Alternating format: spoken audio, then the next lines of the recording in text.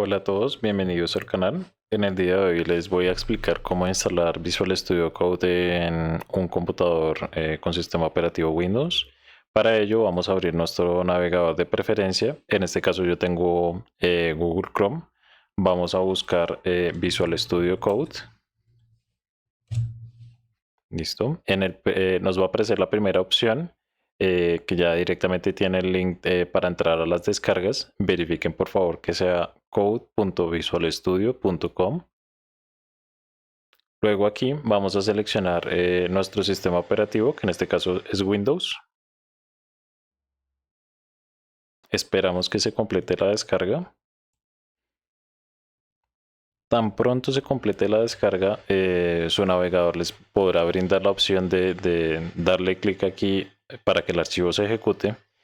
En caso de que no tengan una barra de navegación como en este caso yo la tengo, lo que pueden hacer es buscar la carpeta en la cual se descargó el archivo y ejecutarlo desde allí.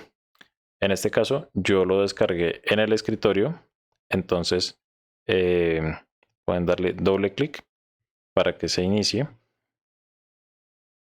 Esto nos abrirá la ventana de instalación. Vamos a aceptar la licencia. Luego le vamos a dar siguiente, siguiente.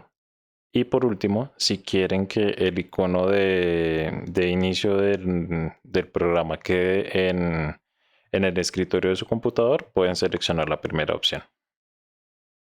Y por último le dan siguiente e instalar. Listo, tan pronto termine la instalación, van a darle finalizar. Esto lo que hará es iniciar el programa.